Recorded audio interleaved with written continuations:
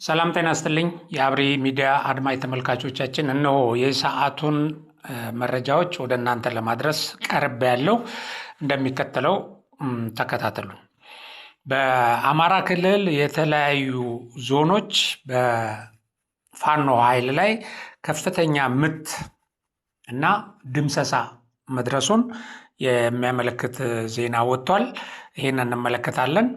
ይሄ በፋኖ ላይ እየተደረገ ያለው ኦፕሬሽን ይሄ በጽምዶ ፋኖ ወደ ሰሜን ኢትዮጵያ ወይም ወደ ትግራይ የሚሄደውን ኃይል ወይም ቲፒኤልኤፍን ሊያጠቃ የሚሄድን ኃይል ወይም የቲፒኤልኤፍን ኦፕሬሽን ወይም ቲፒኤልኤፍ አጠቃለው ዋጋለሁ የሚለውን ጦርነት የሚመክትን መከላከያ ሰራዊት አቆማለሁ ሲል የነበረው የጽንፈኛው ፋኖ ራሱንም ለመከላከል የማይችልበት ደረጃ ላይ ደርሷል።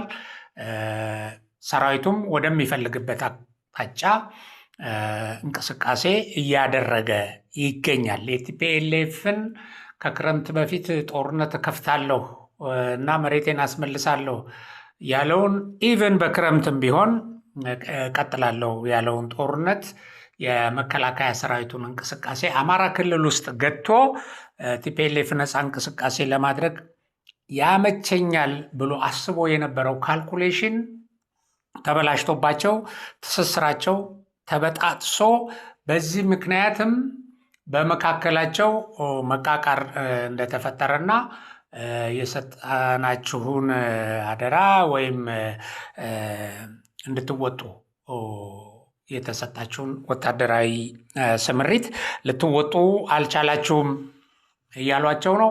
እነሱ ግን በያሉበት ቀጠና በያሉበት ዞን የተከፈተባቸውን የሰራዊቱን ጥቃት እንኳን ለመከላከል አልቻሉም። በዚህ ምክንያት ህወሓት ፋኖን ሊረዳ ፋኖ ደግሞ ህወሓትን ሊረዳ አልቻለም እና ይሄንን በተመለከተ የአህያ ባል ከጅብ አያስጥልም የሚል ተረት እየተተረተ ነው። ጽምዶ ባለመደጋገፉና ባለመተሳሰሩ እያዘነ እና እርስ በርስም እየተወቃቀሰ ይገኛል። መከላከያ ሰራዊታችን ይሄን ትስስር በጣጥሶባቸዋል፣ እንመለከተዋለን። በሌላ ዜና ጠቅላይ ሚኒስትር አብይ አህመድ አርባ ምንጭ ከተማ ገብተዋል። አርባ ምንጭ ከተማ ሲገቡ እጅግ ደማቅ አቀባበል ተደርጎላቸዋል። በደቡብ ክልል ባሉ ብሔር ብሔረሰቦች አለባበስ የተሽቆጠቆጠና ያማረ አቀባበል ነው የተደረገላቸው።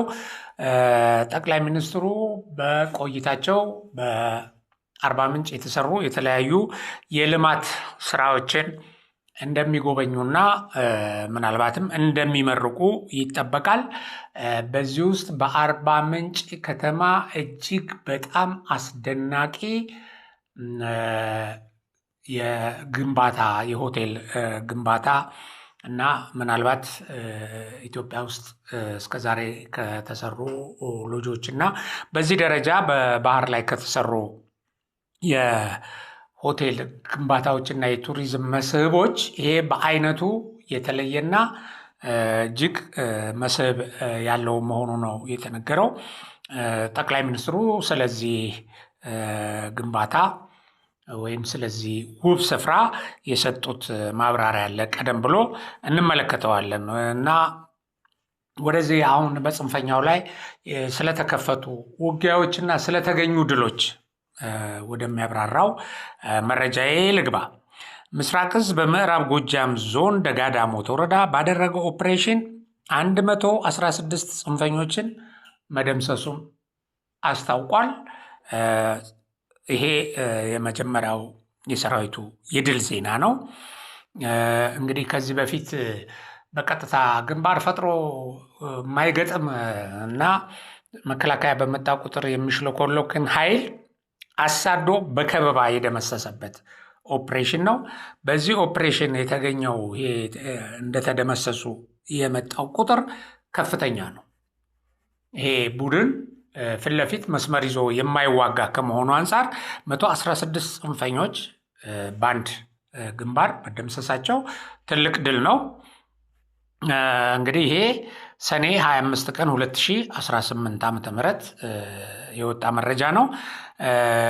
ይህን ስምሪት የመሩት የኮሩ ምክትል አዛዥ ኮሎኔል ሬድዋን ሪባቶ እና የክፍለ ጦር አዛዥ ኮሎኔል ግፋወሰን አበበ እንደተናገሩት በደጋ ዳሞት ወረዳ ሐሙስ ገበያ በተደረገ የተቀናጀ የጸረ ሽምቅ ስምሪት በርካታ የጽንፈኛ ቡድን አባላት ሲደመሰሱ የዝናቡ ልንገረውን 2 አጃቢዎች ጨምሮ የጥፋት መልእክተኞችም እንደቆሰሉ እና በሞትና በሕይወት መካከል እንደሚገኙ ነው መረጃው የሚጠቁመው። እንግዲህ ዝናቡ ልንገረው ከቅርብ ጊዜ ወዲህ ከነ ዘመነ ካሴ ከነ አስረስ ማሬ በላይ እየገነነ በፋኖ አመራር ውስጥ ከፍ ብሎ ስሙ እየተጠራ ያለ ነው።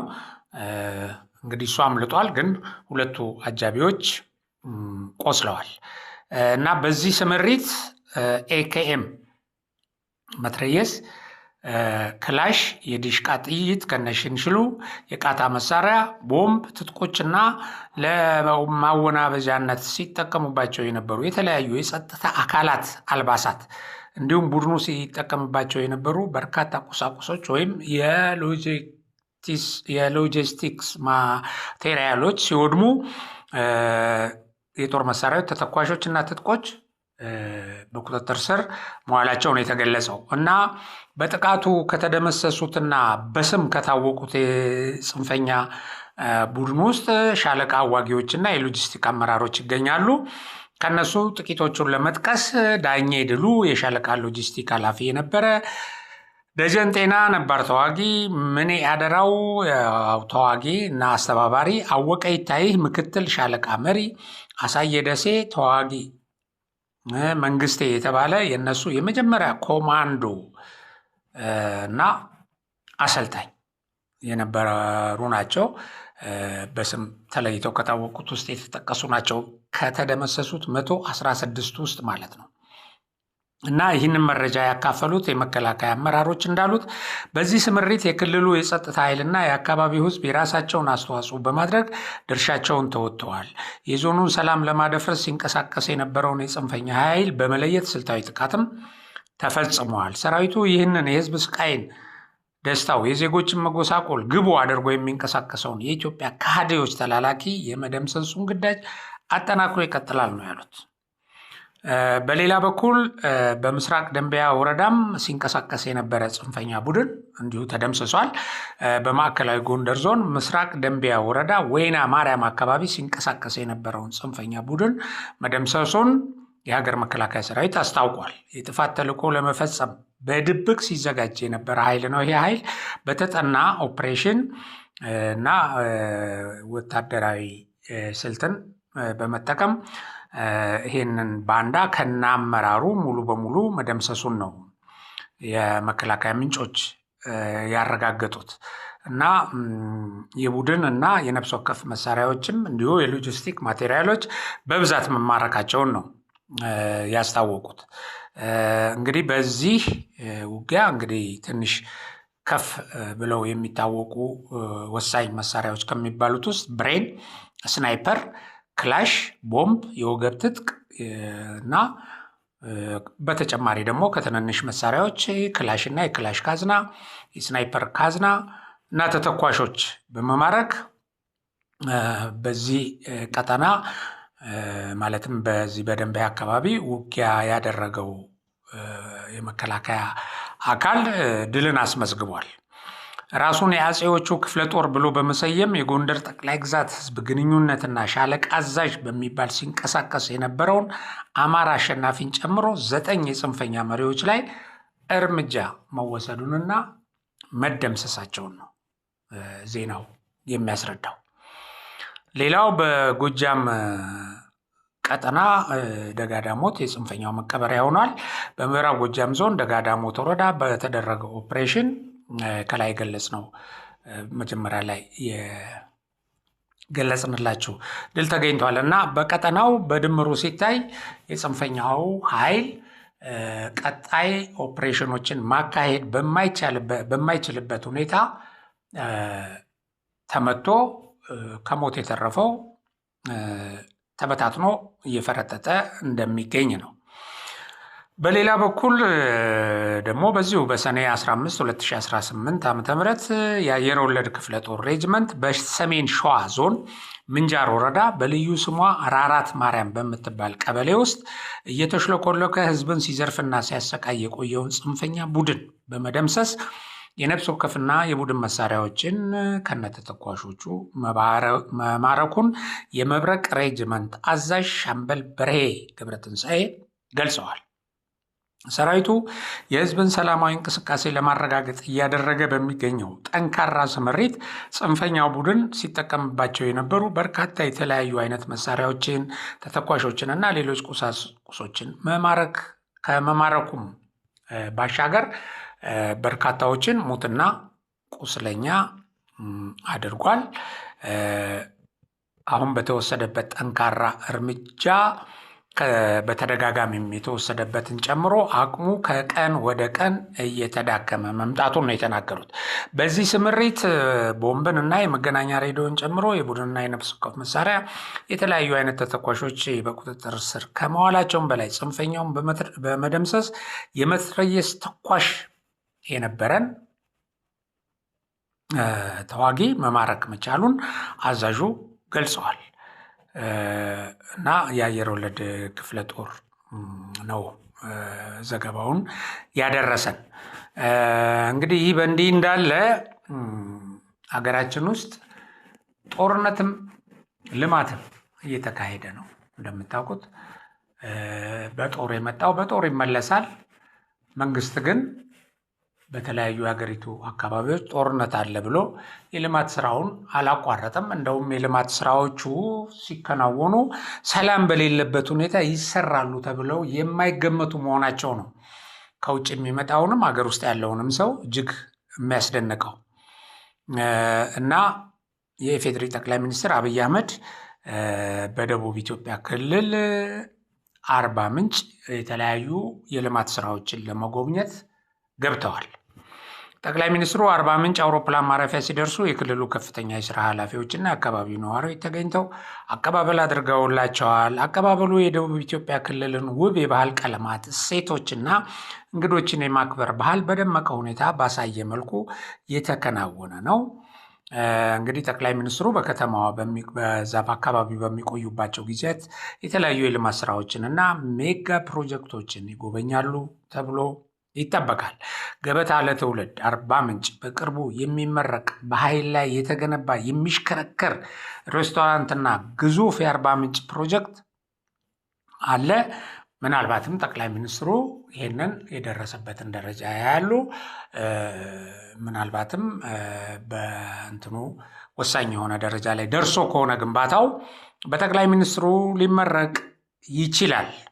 እንግዲህ አንድ ቦታ ላይ አስደናቂ የልማት ውጤትና የኮሪደር ልማት ግንባታ ስኬት አይተን አድንቀን ሳናበቃ ደግሞ ሌላውን ወደ ማየት እንሸጋግራለን እና የዚህ መንግስት ተግባር አስገራሚነቱ ይሄ ነው። በየቀኑ አዳዲስ ፕሮጀክቶችን እናያለን። እኛ በዛሬው ዕለት እና በትናንትናው ዕለት ቀበናን ጎብኝተን ጉድ ስንሰኝ ነበረ። ትንሽ የአጭር ቪዲዮም ለቀንላቸዋል በዚህ በአብሪ ሚዲያ ላይ። እነሆ ደግሞ አሁን ወደ ደቡብ ኢትዮጵያ አርባ ምንጭ ሌላ አስደናቂ ፕሮጀክት እውን ሊሆን ተቃርቧል እና ጠቅላይ ሚኒስትር አብይ አህመድ በቅርቡ አሁን ስለዚህ ስለሚመረቀው ግዙፍና ማራኪ አርባ ምንጭ የቱሪዝም ፕሮጀክት አስደናቂ ገጽታዎች የሰጡት ማብራሪያ አለ። እሱን አጠር አድርገን እንመለከት። ይህ ግዙፍ ፕሮጀክት በተለይም የስብሰባ ኮንፈረንስና ኤግዚቢሽን ቱሪዝምን ታሳቢ አድርጎ የተገነባ መሆኑን ጠቅላይ ሚኒስትሩ ገልጸው በውስጡም በሺዎች የሚቆጠሩ ሰዎችን ማስተናገድ የሚችል እጅግ ግዙፍ አዳራሽ የተካተተበት መሆኑን አስታውቀዋል። የፕሮጀክቱ አስገራሚ ገጽታ ምንድን ነው ያላችሁ እንደሆነ ጠቅላይ ሚኒስትሩ መልስ ሰጥተዋል። በሐይቁ ውሃ ውስጥ ገብቶ ወደ ላይ በመውጣት የሚሽከረከር ዘመናዊ ሬስቶራንት መሆኑ አስደናቂ ያደርገዋል ነው ያሉት ጠቅላይ ሚኒስትሩ። ይሄ በዱባይ ከዚህ በፊት እንደዚህ አይነት ሆቴል በውሃ ላይ ተሰርቶ ከበርካታ የዓለም ክፍል ሰዎች ለጉብኝትና ለመዝናናት ወደ ስፍራው ያመሩ እንደነበረ እናስታውሳለን። አሁን መጣ አገራችን እንግዲህ እንደዚህ አይነት አስደናቂ ፕሮጀክት እና የጠቅላይ ሚኒስትሩ ገለጻቸውን ሲቀጥሉ ይህ የሚሽከረከር ሬስቶራንት ይላሉ በአዲስ አበባ ከሚገኘው የኢትዮጵያ የባህር ትራንስፖርትና ሎጂስቲክ ዋና መስሪያ ቤት ህንፃ ውጪ ለመጀመሪያ ጊዜ የተሰራ ልዩ የስነ ህንፃ ጥበብ ነው ብለዋል። ፕሮጀክቱ ከአርባ ምንጭ ኤርፖርት ከ5 እስከ 6 ኪሎ ሜትር ርቀት ላይ ብቻ የሚገኝና እጅግ ማራኪ በሆነ የመሬት ገጽታ አሰራር ያሸበረቀ በመሆኑ ለማንኛውም ኮንፈረንስና እረፍት ተመራጭ መዳረሻ ያደርገዋል ብለዋል። እንግዲህ ጠቅላይ ሚኒስትሩ እንዳብራሩት ጎብኚዎች ወደ አካባቢው ሲያቀኑ በጨንቻ የፖም አፕል ምርትን፣ የጫሞን አሳ እንዲሁም ሁለቱን ታላላቅ ኃይሎች ማለቱም አባያና ጫሞን የሚያገናኘውን ማራኪውን የእግዚአብሔር ድልድይ መመልከት ይችላሉ። ፕሮጀክቱ የተሰራበት አካባቢ ከዚህ በተጨማሪም በነጭ ሳር ብሔራዊ ፓርክ የሚገኙትን የስዋየንሴ ቆርኬ፣ የሜዳ አህዮች፣ ልዩ ልዩ የአዕዋፋት ዝርያዎች እንዲሁም በማዜ ብሔራዊ ፓርክ የቢልቦ ፍልውሃን፣ የጎሽ መንጋን እና ብርቅየውን ባለጥቁር ጋማ አንበሳ በቅርበት ማየት የሚያስችል አስደናቂ የተፈጥሮ ጸጋ የታደለ አካባቢ መሆኑን ተናግረዋል። እና ይሄ የተፈጥሮ ሀብቱ በቱሪዝም እንዲገኝ ተጨማሪ ደግሞ የጎብኚዎችን የሚስብ እና ለጎብኚዎች ምቹ ሆኖ አስደሳች ጊዜን እንዲያሳልፉ የሚያደርጋቸው እንደዚህ አይነት ሆቴል መገንባቱ ቱሪስቶችን በቁጥርም እንዲበዙ በቆይታቸውም ተደስተው ሄደው ሌላ ጊዜ ደግሞ አካባቢውን እንዲጎበኙ ያደርጋል እና ኢትዮጵያ ተፈጥሮዋን እያወጣች ለዓለም እያቀረበች ነው። ይህን ደግሞ እያደረገ ያለው የጠቅላይ ሚኒስትር አብይ መንግስት ነው እና እነዚህ ፕሮጀክቶች እና ሌሎችም የተሰሩትን ለመጎብኘት እንግዲህ እሳቸው አርባ ምንጭ ናቸው እና በቅርቡ የሚመረቀው እንግዲህ ወይም ምናልባት አሁን በዚህ ጉዟቸው ሊመረቅ የሚችለው ታላቁ የአርባ ምንጭ ፕሮጀክት መንግስት ከዚህ ቀደም ከሰራቸው ስራዎች የተማረባቸውን እና ያሻሻለባቸውን ጥበባዊ ልምዶች በሙሉ ያካተተ መሆኑን ጠቁመዋል። አዲሱ ፕሮጀክት እጅግ በርካታ የሀገር ውስጥና የውጭ ቱሪስቶችን የሚስብ ግንባር ቀደም መዳረሻ እንደሚሆን ነው ያላቸውን ተስፋ ጠቅላይ ሚኒስትሩ ያበሰሩት። በዚህ ደረጃ ጠቅላይ ሚኒስትሩ ለተለያዩ ፕሮጀክቶች አመራር እየሰጡ እየጎበኙ በተደጋጋሚ እየተመላለሱ ክትትል እያደረጉ ከዛ እያስመረቁ ወደ ስራ እያስገቡ ከአንዱ የተመረቀ ፕሮጀክት ወደ ሌላ ፕሮጀክት እየሄዱ ባሉበት በአሁኑ ሰዓት ጠላት የተለያየ ፕሮፓጋንዳ፣ የተለያየ የማጥላላት ዘመቻ ያደርጋል። ይሄ ልክፍት በሽታ እና ስር የሰደደ ጥላቻ ቢሆንም ጠቅላይ ሚኒስትሩ ይሄ ሳያቆማቸው ቃል የገቡትን ተግባራዊ እያደረጉ ነው። እሳቸውና ቡድናቸው እሳቸው ክትትል እያደረጉ እቅድ እያወጡ እና የተለያዩ ግምገማዎችን እያደረጉ እየተሻሻለ እንዲሄድ ከአንዱ ትምህርት ወደ ሌላው እየተወሰደ ትልልቅ ፕሮጀክቶች እየገነቡ ነው። አዲሱን ዓመት እንግዲህ ስንቀበል በብዙ ስኬቶች ታጅበን እንደሚሆን ይጠበቃል እና እንደው እዚህ ላይ ሟርትን እንደው አንስቼ ለማለፍ ይሄ መንግስት ቀጣዩን ዓመት አያያትም እያሉ የሰሩ አሉ። አሁን አንድ ቪዲዮ ሳይ ነበር አንከር ላይ አይም በቃ እኛ መረጃ አለን ብልጽግና የሚቀጥለውን ዓመት አዲሱን ዓመት አያይም፣ በአዲሱ ዓመት እንደው እስከ መጨረሻው ድረስ ይጠፋል እንኳን አይደለም ያሉት አያይም ነው ያሉት እና ግን ከብዙ ስኬታማ ድሎች እና ማራኪ ውበት ማራኪ ተስፋ ሰጪ እድገት ጋር ነው አዲሱን ዓመት የምንቀበለው። በዚሁ የዛሬውን ፕሮግራሜን አበቃለሁ። በሌላ ፕሮግራም እስከምንገናኝ መልካም ጊዜ፣ ደህና ሁኑ። ይህ አብሪ ሚዲያ ነው። አብሪ ሚዲያ አንድነትና ፍቅርን በማጎልበት ሰላምና እድገትን በማስፈን ረገድ የበኩሉን አስተዋጽኦ ለማበርከት የሚሰራ ሚዲያ ነው። አብሪ ብሩህ ዘመንን አብሳሪ። አብሪ ሚዲያን ሰብስክራይብ፣ ሼር ያድርጉ።